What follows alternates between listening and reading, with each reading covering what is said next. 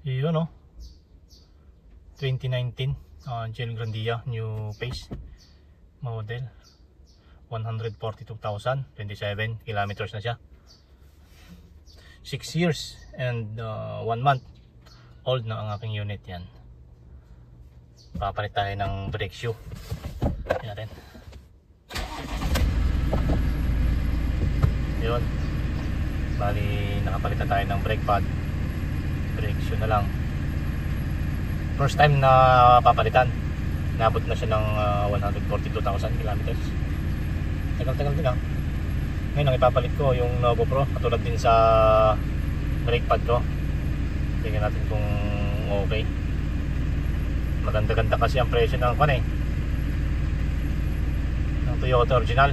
Kaya dito muna tayo sa Novo Pro.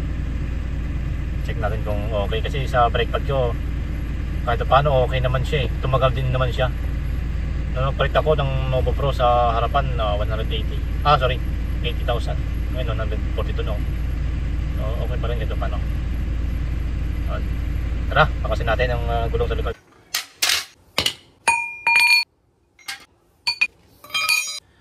Panlinis. Siyempre, natin ang pangalso. Kaya mahalaga dalawa yung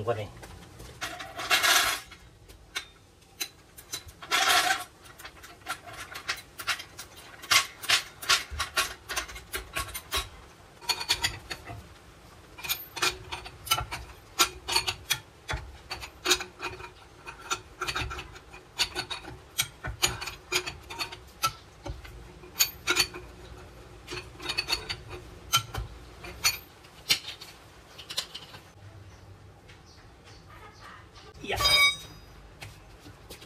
Since nabaklas na, linisan na lang din. Yun o. Ito na para sakto. Ulit-ulit.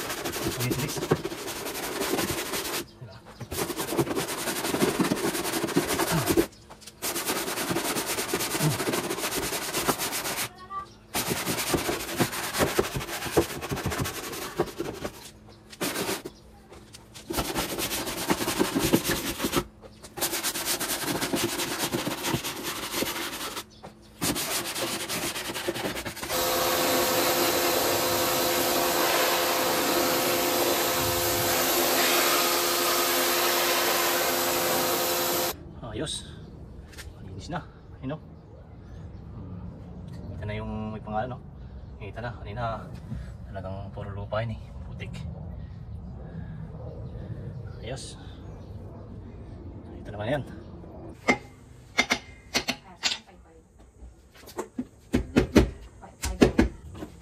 Yun o. Rar. Sinukit ko lang para umangat. Oo. Yun o. Ano yan, bukas na.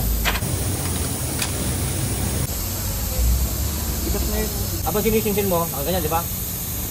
Yan, pupukin mo yan, sisinsilin mo, patagilid naman. Ibas mo yan, para punasan mo, lagyan mo ng grasa. Para pagka ano, hindi matigas, hindi siya makunat. Titigas yan eh.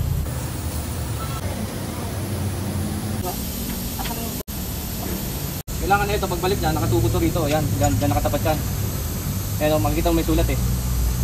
Saka mo na lang ilalagay ito. Dito yan. Kailangan nakasabitan dito. Yung ganito muna yan.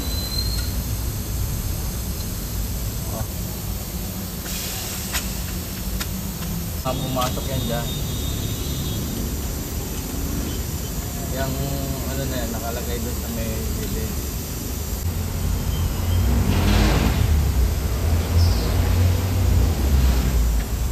Nakapasok na yan. Ayos na lang to. Ito na lang iayos mo. Ganun din gagawin mo sa kabila. Ganun lang. Semi-strategy lang. Presence of mind. Tapos mabilis na kilos. Bukatin mo na. Yun o. Ayos, kabit na. Ayos.